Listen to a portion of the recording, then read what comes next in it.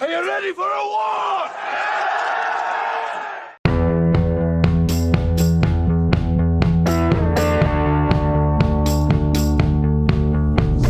Mel Gibson est un brillant acteur, scénariste, réalisateur et producteur hollywoodien.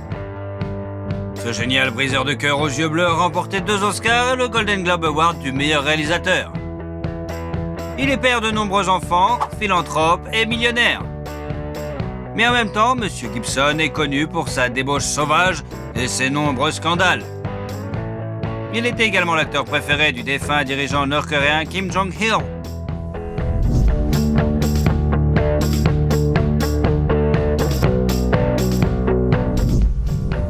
Il est temps de percer tous les secrets de l'acteur légendaire dans notre vidéo réalisée suite aux nombreuses demandes de nos abonnés. Mel Colin Gerard Gibson est né le 3 janvier 1956 dans la banlieue de New York.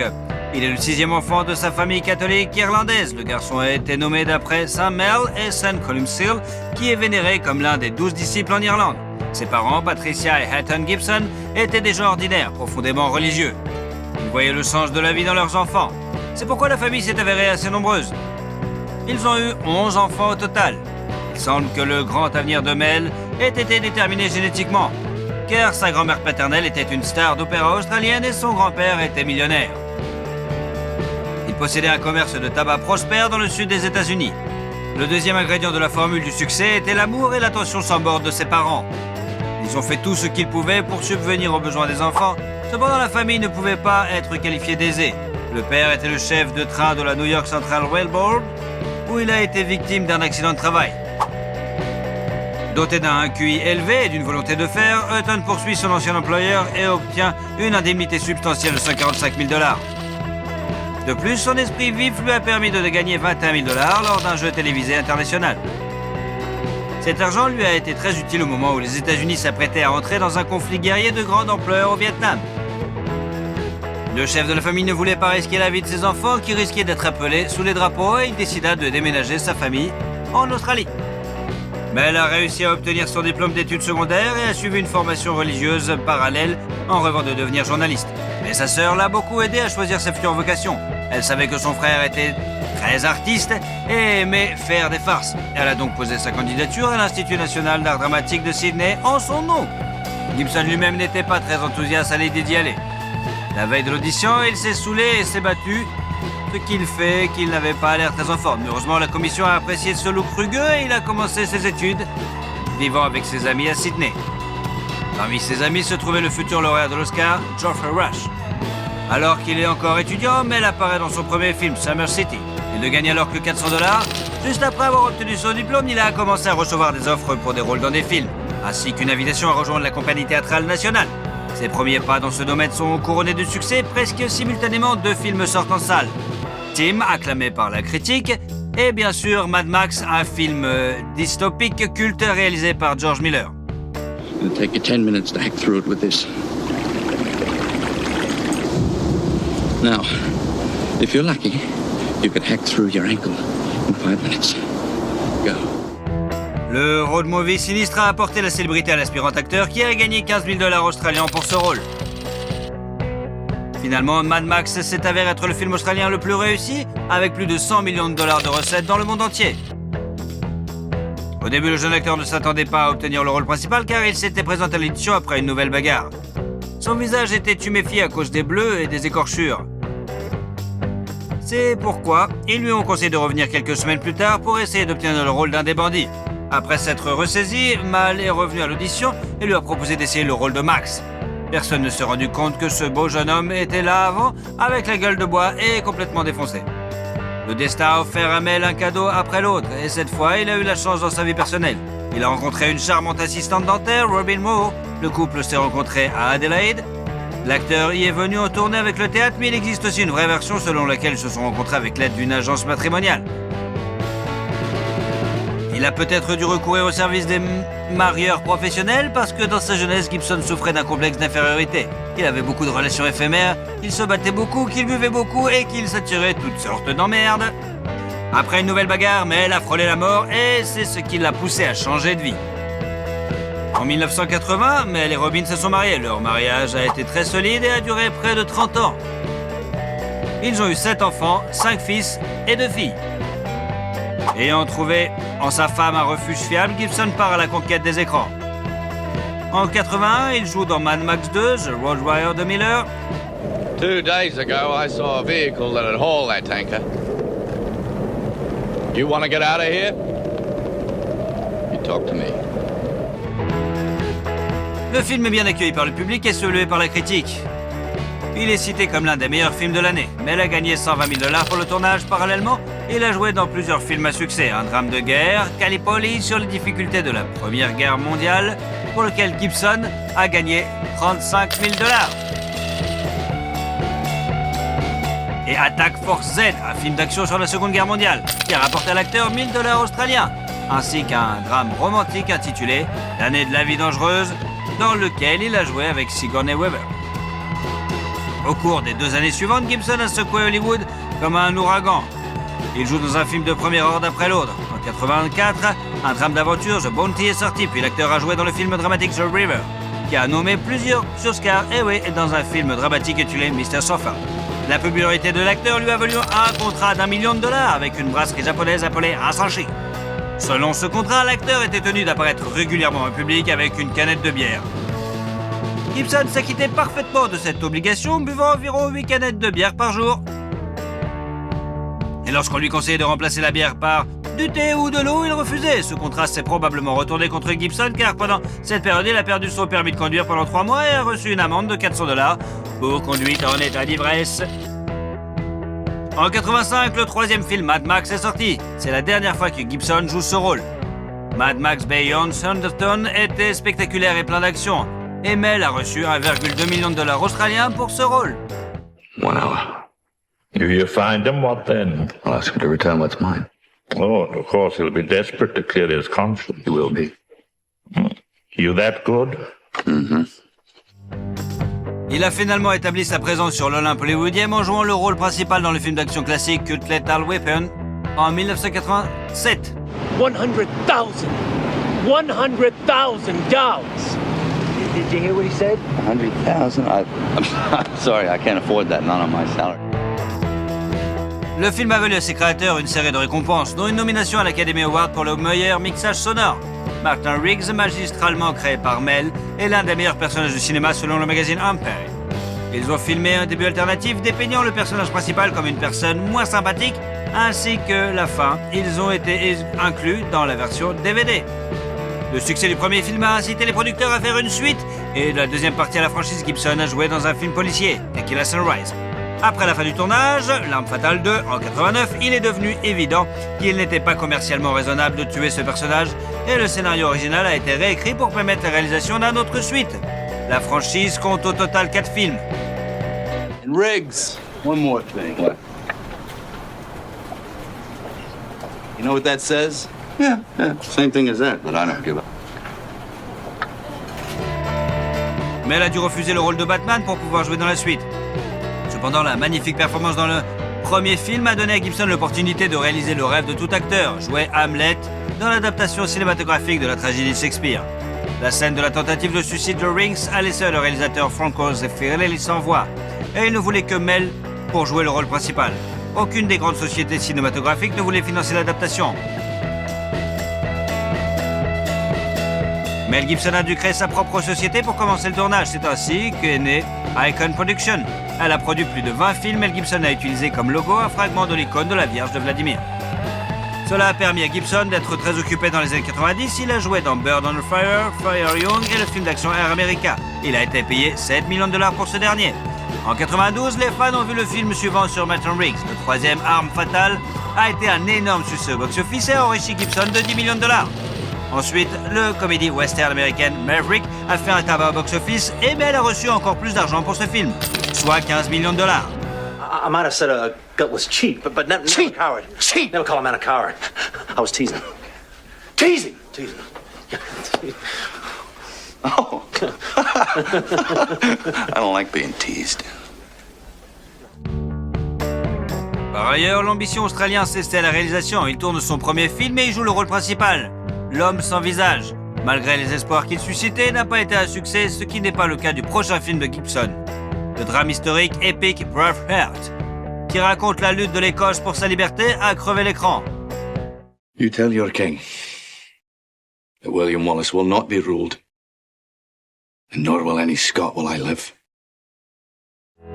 La preuve de cette appréciation a été donnée par 10 nominations aux Oscars. Le film a remporté 5, dont 1 pour Mel Gibson lui-même dans la catégorie meilleur réalisateur. Il a également remporté le Golden Globe du meilleur réalisateur. L'histoire de la création du film est pleine de faits amusants. Par exemple, le personnage de Mel n'a que 20 ans selon le scénario et l'acteur lui-même avait 38 ans au moment du tournage. À l'origine, le film devait être beaucoup plus horrible, mais des scènes controversées ont été supprimées pour abaisser le niveau d'âge. Les défenseurs des droits des animaux ont eu quelques problèmes avec le film car ils ne croyaient pas qu'aucun cheval n'avait été blessé pendant le tournage. Gibson a réussi à se sortir du scandale en prouvant que certains chevaux avaient été mécanisés. En 2000, lors d'une vente aux enchères spéciales, l'épée utilisée par Gibson pendant le tournage a été vendue pour 170 000 $. En 1995, Mel s'est essayé à l'animation et il a participé à 2 projets en tant que comédien, Casper et Pocahontas. Juste après, Gibson a joué dans des films à suspense pour lesquels il a reçu 20 millions de $. Crimson et Conspiracy Theory. En 1998, L'Arme Fatale 4 sort sur les écrans. Mel bat à nouveau son record personnel et reçoit 25 millions de $ pour ce rôle. En outre, il s'agit d'un contrat publicitaire lucratif avec la société japonaise Subaru et apparu dans la publicité au volant d'une berline Legacy à conduite à droite, traversant Stockholm de New York. D'ailleurs, Mel lui-même a choisi une autre voiture japonaise, une modeste berline Toyota Cressida. Au tournant du siècle, les fans ont vu Mel dans un autre film d'action intitulé Payback et dans The $1 Million Hotel. Il a également interprété un personnage dans Chicken Run. Le drame historique The Patriot a été salué par le public et Gibson a reçu 25 millions de $ pour ce film. I understood you to be a patriot. If you mean by patriot, am I angry about taxation without representation? Well, yes, I am. Il est curieux que Mel ait demandé que plusieurs modifications soient apportées au scénario. Ils ont ajouté un autre enfant aussi, ce que le personnage avait, parce qu'à ce moment-là, même lui-même avait 7 enfants. Le film Ce que veulent les femmes occupe une place particulière dans la carrière de Mel. Do you ever consider dating a woman who wears real underwear? You know, the kind that covers the entire bottom the way it's supposed to. No, but if I ever do, should I give you a call? Adepte des canulars et des farces, il a brillamment interprété le rôle d'un charmant homme à femme qui a acquis la capacité d'entendre les pensées des femmes après avoir été électrocuté. Le film comique a connu un succès retentissant, récoltant plus de 374 millions de $ au box-office mondial. Il a été classé 4e parmi les films les plus réussis de l'année 2000. En même temps, Mel s'est retrouvé dans une guerre pharmaceutique à grande échelle menée par le département de la santé et des services sociaux des États-Unis. Celui-ci tentait de restreindre la consommation de vitamines par les Américains. En guise de protestation, Gibson est apparu dans une vidéo dans laquelle son domicile est perquisitionné par une kidnap SWAT. L'acteur, vêtu d'un peignoir et tenant un récipient de vitamine C, dit à l'équipe d'intervention « Ce ne sont que des vitamines, ce ne sont que des vitamines ». Depuis le début des années 2000, Gibson n'a pas été très actif en tant qu'acteur. Il est apparu dans des films tels que Signs and We Were Soldiers, qui lui ont rapporté 50 millions de $ au total. Dans une comédie policière musicale, The Singing Detective, et dans la série télévisée Complete Savage. Mais elle consacre de plus en plus d'énergie et de ressources à ses propres projets, principalement en tant que réalisateur. En 2004, son film épique sur la Bible, La Passion du Christ, a été véritablement un véritable événement. Ce film a choqué le public en décrivant les 12 dernières heures de la vie de Jésus-Christ. Les dialogues de ce film ont été écrits en araméen, reconstitués en hébreu ancien et en latin. Après la sortie du film, Gibson a proclamé que le Saint-Esprit était le véritable créateur du film et qu'il n'en était que le vecteur. Il a même fait don de 100 millions de $ à l'Église catholique. Le tournage a été très difficile, l'acteur principal a été constamment blessé, notamment par la foudre. Pour rendre le film plus authentique, ils ont décidé d'éviter d'utiliser des images de synthèse. Le travail a été fait exclusivement par des maquilleurs qui ont passé 10 heures dessus. De plus, l'acteur qui jouait Jésus a reçu de vrais coups et a porté une vraie croix en bois pesant 154 livres. Et grâce à cette approche désintéressée et rigoureuse, le film s'est avéré grandiose. Toute la société a été choquée, y compris le pape Jean-Paul II, qui a fait l'éloge du film. Et la fille de Gibson, Anna, a été tellement impressionnée qu'elle a même exprimé le désir de prendre la voile et de devenir religieuse. Les recettes phénoménales du film n'ont pas été une surprise. Il a rapporté 609 millions de $ dans le monde entier. C'est pourquoi il figure toujours dans le top 10 des films classés les meilleurs, qui ont rapporté le plus d'argent. Après le tournage, Mel a décidé d'acheter l'île verdoyante de Mago, située dans l'archipel des Fidji et mesurant 8 km², pour 15 millions de $. Il a déclaré qu'il avait l'intention de préserver l'état original de l'île pour les loisirs. Et il est resté fidèle à ses paroles. Les images satellites ne montrent qu'une piste d'atterrissage en terre, la maison de Mel Gibson dans la partie nord de l'île et les maisons des habitants qui sont payées par l'acteur.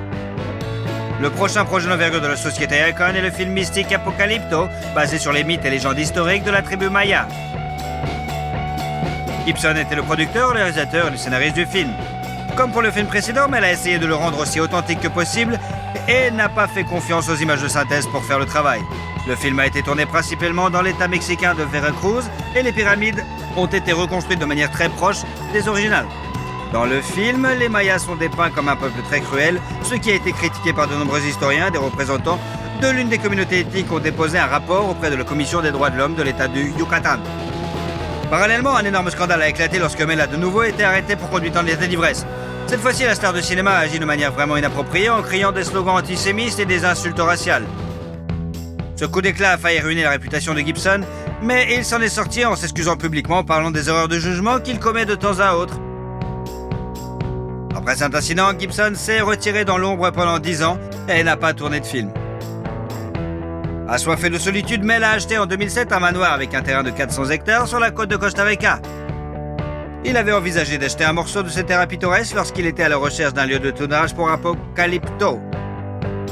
Il l'a acheté pour 26 millions de dollars. Ce ranch se compose d'une villa entourée d'une forêt tropicale et d'un joli jardin. La maison comprend plusieurs chambres classiques de style colonial, des salles à manger en bois et bien sûr, une piscine.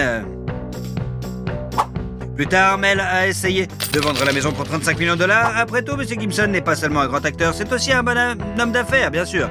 Il sait comment vendre. En 2007, il a vendu pour 40 millions de dollars une autre maison de style Tudor dans le Connecticut qu'il avait achetée en 1994 pour 9 millions de dollars. Cette demeure de 15 chambres, semblable à un château, est entourée d'un jardin d'une beauté époustouflante et les intérieurs du salon, avec cheminée, de la bibliothèque et de la salle à manger, sont d'une richesse saisissante et d'un charme désuet. Cette rupture avec l'industrie cinématographique et l'achat de biens immobiliers peut s'expliquer par des problèmes de sa vie personnelle. Au printemps 2009, des rumeurs ont circulé sur sa séparation de la solide famille de Mel. Les époux ne vivraient plus ensemble depuis 3 ans. Peu après, Gibson s'est présenté à la première de X-Men Origins Wolverine avec une pianiste et chanteuse russe, Oksana Grigorieva. Cette dernière a rencontré Gibson lors du tournage de l'un de ses films et très vite l'acteur amoureux est devenu le producteur de son album. En théorie, il veut que cette rencontre ne soit pas le fruit de hasard, mais qu'elle ait été organisée par l'entremetteur Peter Listerman, connu dans certains milieux, mais cette information n'est pas du tout confirmée. Après l'apparition commune de la nouvelle grossesse de 4 mois d'Oksana, Robin a demandé le divorce et a obtenu la moitié de la valeur nette de l'adultère, soit 850 millions de dollars. En outre, Mel doit verser la moitié de ses revenus à son ex-femme et plus tard, elle a obtenu 2 manoirs à Malibu d'une valeur totale de 22,5 millions de dollars. En fait, l'indemnité de rupture des Gibson est considérée comme l'une des plus importantes de l'histoire d'Hollywood. Intéressant, non? En octobre 2009, Mel et Oksana ont eu une fille qui est devenue le 8e enfant de l'acteur. La nouvelle famille, avec le nouveau-né Lucy Ann, vit dans un manoir de 11,5 millions de dollars situé bien sûr à Malibu. Mel a acheté la maison à son ami David Duchovny, mais la vie de famille n'a pas fonctionné et après 18 mois, le couple s'est séparé. Quelques mois plus tard, Grigorieva a déposé une plainte auprès de la police déclarant qu'elle avait été physiquement abusée par Gibson. Une procédure pénale a été ouverte contre Mel, qui a été condamnée à 3 ans de prison avec sursis, bien sûr. Une amende de 400 $ et une interdiction de voir leur fille commune. Le tribunal lui a également ordonné de verser à sa conjointe de fait une indemnité de 750 000 $ et payer 40 000 $ par mois jusqu'à ce que l'enfant atteigne l'âge de 18 ans. Par ailleurs, Oksana a obtenu un manoir à Sherman Oaks que Gibson a acheté en 2009 pour 2,4 millions de dollars. Le tribunal a ordonné à Mel de payer les frais d'entretien, mais la femme en voulait plus et elle a publié sur les médias sociaux un enregistrement d'un appel téléphonique entre elle et Mel, au cours duquel ce dernier a proféré des insultes racistes. Cette affaire a failli coûter à l'acteur sa carrière et sa réputation. De nombreuses personnes se sont retournées contre lui. Mais pas Johnny Foster, Robert Downey Jr., Robert Rodriguez et Sylvester Stallone. Ils l'ont aidé l'acteur et grâce à Rodriguez et Stallone, ils ont pu apparaître dans des films tels que Machete Kills, où il a joué un méchant pour la première fois, et The Expendables 3. He thinks I'm joking. I'm not joking. You should see me when I'm angry. You'd be very impressed. Then very dead. À la suite de ce scandale retentissant, le tournage du film d'action Gadget Gringo a été retardé et la première du drame excentrique The Beaver a été annulée. La première était prévue en décembre 2010 compte tenu des nominations aux Oscars, mais le film n'est sorti qu'en mai 2011. La première a été un flop, le film a échoué au box-office, et pour couronner le tout, en 2010, l'acteur a eu un accident de voiture. Il a écrasé sa Maserati contre une falaise rocheuse sur l'une des routes de Malibu. Heureusement, Gibson est indemne, ce qui n'est pas le cas de la voiture, qui a dû être remorquée complètement détruite. Après cela, l'acteur a décidé de conduire une Sport électrique très pratique, et il l'a conduit depuis plusieurs années déjà. Mais elle a essayé d'oublier sa relation précédente et en 2012, il a été rapporté qu'il sortait avec l'athlète Ashley Cusato, mais cela n'a pas duré très longtemps. La période suivante de la vie de Mel peut être considérée comme une remise à zéro. Il est complètement inactif, tant dans sa vie professionnelle que personnelle. Ce n'est qu'en 2016 que Gibson a repris son activité. Il est apparu dans le film d'action Bloodfather, puis a réalisé Hacksaw Ridge, qui lui a valu des nominations aux Oscars en tant que meilleur acteur. Et il a également été rapporté que sa nouvelle petite amie, Rosalind Ross, est enceinte du 9e enfant de l'acteur. Le 20 janvier 2017, le couple a eu un bébé. Ils l'ont appelé Lars Gerard. Ainsi, Mel occupe la 2e place dans le classement des acteurs ayant le plus grand nombre d'enfants. Seul Charlie Chaplin a eu plus d'enfants que Mel Gibson. Il en a eu 11. Mais quelque chose nous dit que Gibson pourrait battre ce record.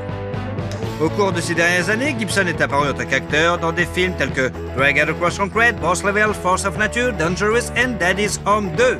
Why does a duck have feathers? Why? To cover up his butt quack. Hey, kids, I got a good one for you. 2 dead hookers wash up on the shore. Hey, whoa, shut up. Le film le plus particulier dans lequel il a joué récemment est probablement Le Professeur et le Fou, 2018. Ce film a été produit pendant 17 ans, le processus de tournage a été émaillé de scandales et de procès.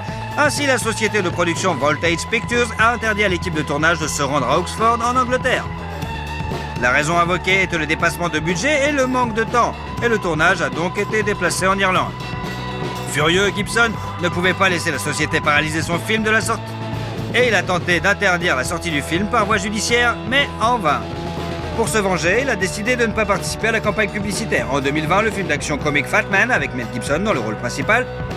Remember when my bacon went through the vegan sugar-free phase? Oh, yeah. I was lucky to survive it. Must have lost 12 pounds. En 2021, Gibson apparaît dans les films d'action Agent Game, Dangerous and Last Looks. Et l'année suivante, le public peut voir l'acteur dans Father's 2, On the Line, Hot Seat, Panama et Bandit. Après tous les procès et les pensions alimentaires, la valeur nette de Mel Gibson s'élève aujourd'hui tout de même à 425 millions de dollars. Même si selon certaines estimations de sources ouvertes, Mel a reçu la somme record de 450 millions de dollars pour La Passion du Christ et n'a investi que 30 millions de dollars de son argent personnel. Selon les informations les plus récentes, Mel ne reste pas inactif. Gibson sera le réalisateur de L'Arme Fatale 5. En outre, il jouera le rôle principal dans la mini-série The Continental, dont la sortie est imminente. La plus intrigante est la rumeur selon laquelle l'acteur travaille sur la suite de son film épique sur la vie et la mort de Jésus-Christ, intitulé La Passion du Christ, Résurrection, où Gibson serait à la fois réalisateur, scénariste et bien sûr producteur. Nous avons fait de notre mieux pour vous raconter la vie de cet acteur brillant, de ce réalisateur talentueux, de cette personne unique qu'est Mel Gibson. Pensez-vous qu'il parviendra à surprendre le monde avec un nouveau chef-d'œuvre comme il l'a fait avec Braveheart et La Passion du Christ? Shakira. Comment vit la diva de la pop colombienne et comment elle dépense ses millions? Shakira Isabel Mebarak Ripoll est née le 2 février 1977 dans la ville colombienne de Barranquilla, dans une famille aisée. Le père de la future diva de la pop, William, est de nationalité libanaise et sa mère, Nidia, a des racines espagnoles et italiennes. La future star est le seul enfant commun de la famille. Elle a également 8 demi-frères et sœurs issus des précédents mariages de son père. Shakira a grandi en étant très intelligente. À 1 an et demi, elle connaissait déjà l'alphabet, à 3 ans, elle savait lire et écrire, et à 4 ans, elle était tout à fait prête pour l'école. Les parents, fiers des résultats de leur fille, ont décidé d'annoncer ses capacités uniques aux spécialistes qui, après plusieurs études, ont conclu que la jeune fille était un enfant prodige. Pour l'avenir, il faut savoir que le QI de Shakira est actuellement de 140, ce qui est un indicateur de génie et un record parmi les stars mondiales de la musique pop. Elle parle également 6 langues. Le père de notre héroïne était propriétaire d'une bijouterie et pendant son temps libre, il écrivait des histoires. Shakira a hérité de son talent. À l'âge de 4 ans, elle a écrit son premier poème et à 7 ans, elle lui a demandé de lui acheter une machine à écrire. De nombreux travaux de la jeune fille ont servi de base au morceau désormais célèbre. Elle aime aussi la peinture et ses parents lui prédisent un avenir de grand écrivain ou de grand peintre. Mais il se trempe. Un jour, Shakira, 4 ans, se trouve avec son père dans un restaurant ethnique où une danse du ventre était exécutée sur des motifs orientaux. Elle a été tellement impressionnée par ce qu'elle a vu qu'elle est montée sur la table et a commencé à répéter le mouvement, ce qui a provoqué une tempête d'applaudissements parmi les clients du restaurant. Ayant apprécié les attentions de la foule, elle a décidé qu'elle deviendrait une artiste dans le futur. Shakira a fréquenté une école catholique et a pris une part active aux activités artistiques à l'école primaire. Elle a rejoint la chorale de l'école, mais n'y est pas restée longtemps, car le directeur a dit un jour que son chant ressemblait au bêlement d'une chèvre. Heureusement, Shakira n'a pas baissé les bras et est devenue encore plus enthousiaste pour le chant et la danse. À l'âge de 8 ans, la jeune fille a écrit sa première chanson, Your Dark Glasses, qu'elle a dédiée à son père, qui a porté des lunettes noires pendant des années pour cacher son chagrin après la mort de son fils aîné. Il convient de noter que William est un père merveilleux qui ne ménage ni son temps ni son argent pour élever ses enfants. Cependant, pour que Shakira apprenne à apprécier ce qu'elle a, l'homme l'a un jour emmenée dans un parc local pour lui montrer comment les enfants orphelins y vivent. Ce qu'elle a vu est resté dans sa mémoire et elle a décidé que lorsqu'elle serait célèbre, elle aiderait les nécessiteux. Elle a tenu parole, mais on en reparlera plus tard. À l'âge de 10 ans, Shakira a remporté le concours de talent Cinderella of the Atlantic. Après quoi, elle a été invitée de divers événements dans sa ville natale, où elle a obtenu sa première reconnaissance publique. Lors de l'un des concours, son talent a été repéré par le producteur de théâtre Monica Arisa, qui a décidé de promouvoir le jeune talent. Monica a organisé des auditions pour la jeune fille et l'une d'elles a été couronnée de succès. La branche colombienne de Sony Music a signé un contrat avec Shakira. Le premier album de la chanteuse, intitulé Magia, est sorti en 1991 et se composait de 9 titres, écrits par Shakira. Bien que l'album n'ait pas connu de succès commercial, la chanteuse a gagné en popularité dans son pays d'origine. La jeune fille est tombée amoureuse pour la première fois. Le garçon d'à côté, Oscar Prado, devient son fiancé. Mais après quelques années, les sentiments s'estompent progressivement. En février 1993, Shakira a représenté la Colombie au festival de musique chilien, où elle a remporté la 3e place. Fait intéressant, l'un des membres du jury était Ricky Martin. Il avait que 20 ans et il a donné son vote à notre héroïne. En mars de la même année sort le 2e album de la chanteuse, Peligro, qui s'avère être un échec commercial, tout comme le précédent. À ce moment-là, la jeune fille est déçue d'elle-même et décide de faire une pause dans sa carrière musicale pour terminer ses études.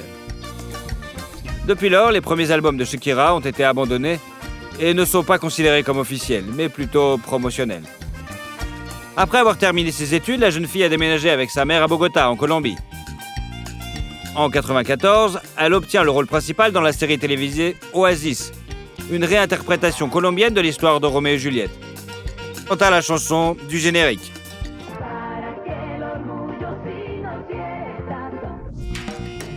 À propos, ce n'est pas la première apparition de Shakira à l'écran. Elle a déjà eu de petits rôles dans diverses séries télévisées. Sony envisage alors de résilier le contrat de la chanteuse. Mais c'est à ce moment-là qu'elle présente la chanson Donde estás con razón, qui est devenue un succès instantané.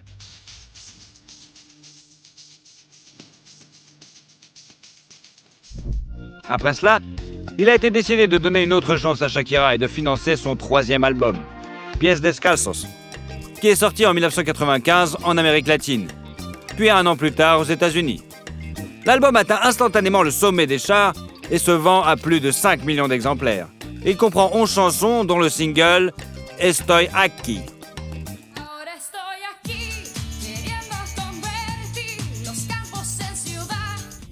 En 1996, la chanteuse part en tournée internationale et devient la première colombienne à conquérir les pays d'outre-mer. La même année, Shakira a remporté les Billboard Latin Music Awards pour l'album de l'année, la vidéo de l'année et la meilleure artiste.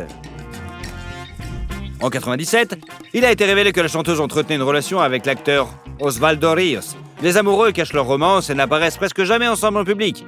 Bien qu'ils aient été qualifiés de plus beaux couples de toute l'Amérique latine, leur relation n'a duré que 8 mois, après quoi ils se sont séparés. Il est intéressant de noter qu'à cette époque, on lui a proposé le rôle d'Elena dans le film Mask of Zorro, qu'elle a refusé, estimant qu'elle ne parle pas assez bien l'anglais. Finalement, le rôle a été attribué à l'actrice Catherine Zeta-Jones. En 1998, elle a publié son 4e album, Donde están los ladrones, dont le titre se traduit par « Où sont les voleurs ?». Ce terme a été inventé après un incident à l'aéroport, lorsque des personnes non identifiées ont volé la plupart des affaires de Shakira, y compris les paroles des nouvelles chansons, l'obligeant à reprendre l'album à zéro. L'album a atteint la 131e place au Billboard et a occupé la première place du classement des albums hispaniques américains pendant 11 semaines. Parmi les 11 titres, Ciega Sordomuda est devenu le plus populaire, surtout parmi les filles qui ont commencé à imiter le style de Shakira en se tressant les cheveux de la même façon.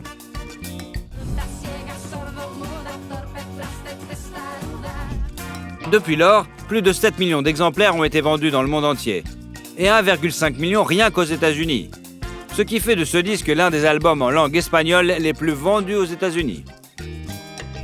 En 1999, Shakira a été nommée pour la première fois pour un Grammy, dans la catégorie du meilleur album rock latino-américain, et a remporté peu après le MTV Video Music Awards, dans la catégorie artiste international préféré, pour la chanson Ojo Sassi.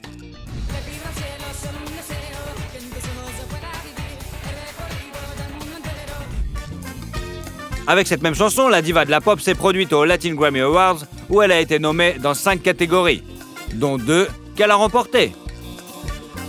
À cette époque, non seulement sa carrière musicale prend de l'ampleur, mais aussi sa vie privée.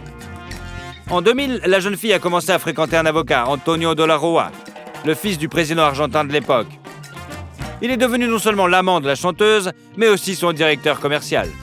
En 2001, Shakira a sorti un album live enregistré lors de sa présentation sur MTV Unplugged, qui s'est vendu à 5 millions d'exemplaires.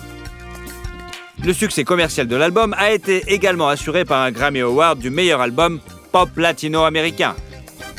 Après avoir atteint de tels sommets, la chanteuse a décidé de conquérir l'arène internationale.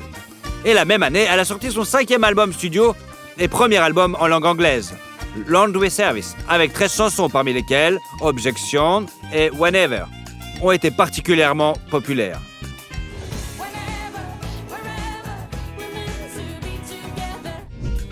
Ce dernier a atteint la 6e place du Hot 100 américain et non seulement rendu Shakira célèbre dans le monde entier, mais également devenu sa marque de fabrique.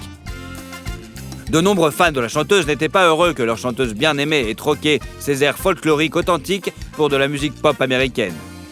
Néanmoins, l'album a remporté de nombreux prix. Et avec des ventes de plus de 20 millions d'exemplaires, est devenu le plus grand succès de sa carrière, et le reste encore jusqu'à aujourd'hui. À la fin 2002, la chanteuse a effectué une tournée internationale de 6 mois, au cours de laquelle elle a donné plus de 60 concerts dans le monde entier, et réussi à gagner environ 72 millions de dollars. La tournée s'est terminée par la sortie de l'album live de 10 titres Live and Off the Record qui a atteint la première place du classement des meilleures vidéos musicales aux États-Unis en 2004. En 2005, Shakira a sorti son 6e album, Fiación Oral, volume 1, en espagnol. L'album est devenu 11 fois platine et a remporté 15 prix, dont un autre Grammy. Il est également devenu un succès commercial. Au Mexique, par exemple, tous les exemplaires du disque ont été vendus dès le premier jour. Parmi les 12 chansons de l'album, la plus réussie est le duo passionné avec le chanteur espagnol Alejandro Sanz, La Tortura.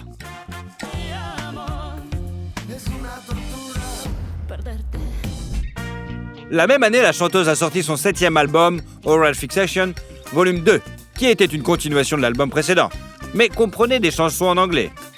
L'album n'a pas connu un grand succès aux États-Unis, mais le single Hips Don't Lie, coproduit avec Wyclef Jean, a connu un succès retentissant inégalé dans ces 10 dernières années.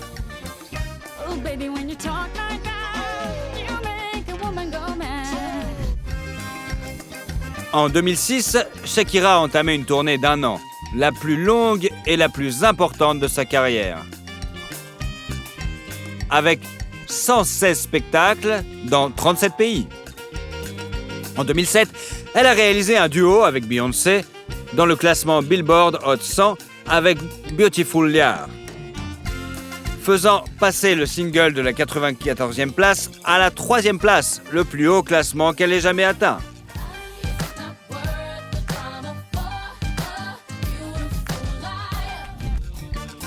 Début 2008, Shakira a été classée par Forbes comme la 4e artiste la mieux payée.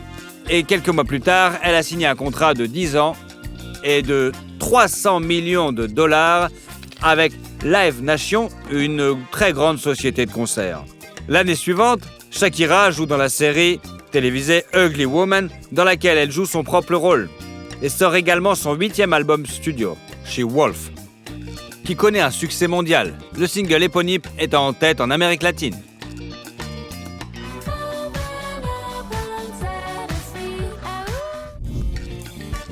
Au même moment, il est apparu que tout n'allait pas pour le mieux dans la vie privée de la chanteuse. Et après 11 ans de relation, elle s'est séparée d'Antonio par consentement mutuel. Pendant cette période, le couple ne s'est jamais officiellement marié. Dans de nombreuses interviews, la jeune fille a déclaré à plusieurs reprises qu'un tampon dans le passeport n'était pas très important pour elle. Cependant, selon certains rapports, Shakira n'était pas satisfaite de l'accord prénuptial que le père de son amant lui a demandé de signer. Les craintes n'étaient pas infondées puisque quelques années après la rupture, Antonio a intenté un procès à l'artiste, lui réclamant une compensation de 100 millions de dollars pour sa contribution à sa carrière musicale. Heureusement, le tribunal a rejeté la plainte de l'ex-petite amie de la diva de la pop. En 2010, l'artiste a lancé sa propre ligne de parfum avec 3 fragrances. S by Shakira, Dance et Love Rock. La même année, la Colombienne a eu l'honneur d'enregistrer la chanson officielle de la Coupe du Monde de la FIFA, qui s'est déroulée en Afrique du Sud. Le titre Groovy Waka Waka est un succès et a atteint le top 20 des classements mondiaux.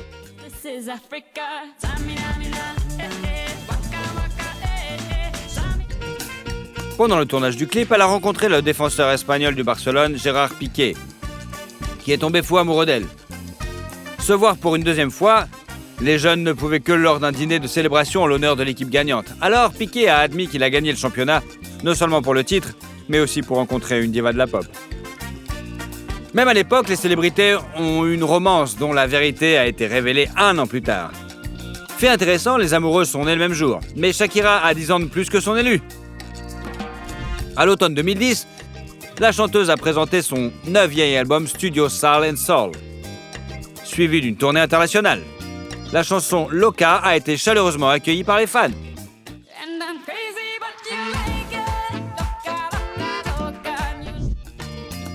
En 2012, notre héroïne a participé à l'émission américaine The Voice, remplaçant Christina Aguilera dans le fauteuil du mentor.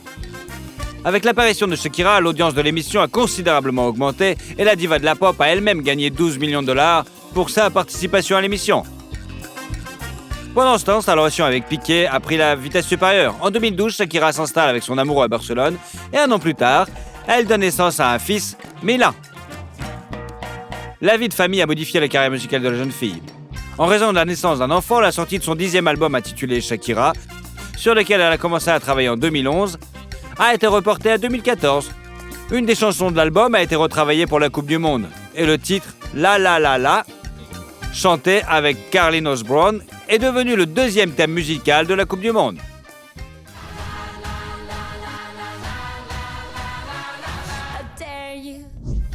En 2015, Shakira a donné naissance à son 2e fils, nommé Sacha.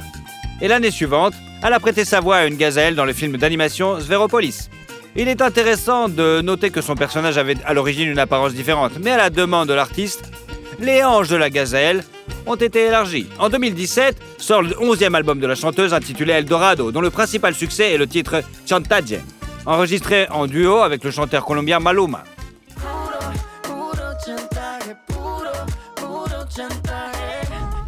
Ce disque a valu à Shakira son 3e Grammy Awards, faisant d'elle la seule artiste latino-américaine à réaliser cet exploit. En 2018, la chanteuse entame une tournée mondiale. Et en 2020, elle se produit aux côtés de Jennifer Lopez à la mi-temps de la finale de la National Football League américaine, suivie en direction par 103 millions de personnes. Aujourd'hui, la chanteuse continue à faire de la musique et travaille sur son prochain album. En 2022, elle a dévoilé le single Don't You Worry, une collaboration avec les Black Eyed Peas et David Guetta.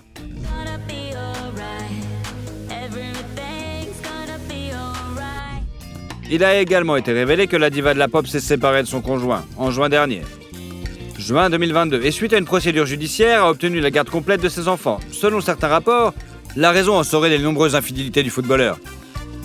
Shakira et ses enfants vivront à Miami maintenant, où Piqué pourra rendre visite à ses fils. À ce jour, la fortune de la diva de la pop est estimée à 300 millions de dollars, gagnée grâce à la musique, aux projets télévisés et aux contrats publicitaires.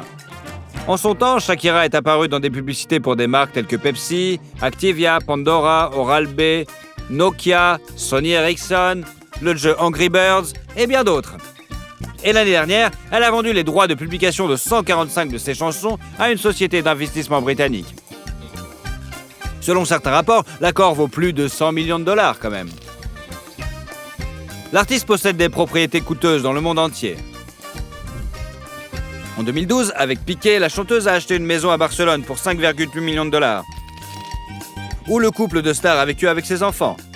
La terrasse du bâtiment est plantée d'orangers et la maison comprend plusieurs chambres, un salon et une bibliothèque. Avant de rencontrer le footballeur, Shakira vivait à Miami. La villa blanche comme neige a été achetée par la chanteuse en 2001. Le bâtiment d'environ 800 mètres carrés comprend une cuisine et un salon spacieux, 6 chambres et une salle de trophées. Le terrain comprend également une terrasse avec un bar et une immense piscine. Il y a quelques années, l'artiste a mis la propriété en vente pour une petite somme de 11 millions de dollars. Shakira possède également une maison en Colombie, une villa à Chypre et à Bonske aux Bahamas. Cette dernière propriété a été achetée par la chanteuse et ses amis en 2005 pour 16 millions de dollars. Il était prévu de construire un centre de villégiature sur la propriété, mais le plan d'affaires d'une valeur d'environ 485 millions de dollars ne s'est pas encore concrétisé.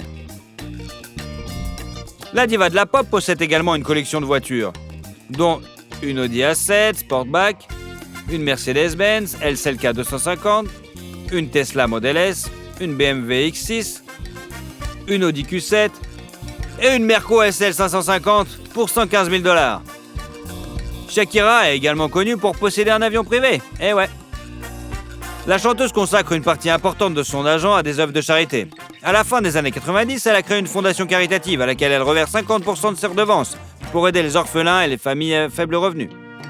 Elle a même joué dans une publicité pour du champagne et a donné 660 millions de dollars qu'elle a gagné pour aider à construire 2 écoles en Colombie et en Haïti. Elle est également ambassadrice de bonne volonté de l'UNICEF et a produit l'année dernière avec le prince William le documentaire Planet to Repair. Shakira a reçu une étoile sur le Hollywood Walk of Fame en 2011 et a été nommée l'une des femmes les plus puissantes du monde en 2013. Des poupées Barbie sont sorties à son effigie et une statue en métal a été érigée dans sa Colombie natale en l'honneur de la diva de la pop. Tout cela montre que Shakira a réussi non seulement à obtenir un succès commercial dans sa carrière musicale, mais aussi à gagner l'amour de millions de femmes. Et vous l'aimez la chanteuse ? Et surtout, si vous aimez la vidéo, mettez un like. Et comme ça, vous suivrez toutes nos autres vidéos. Allez, à bientôt !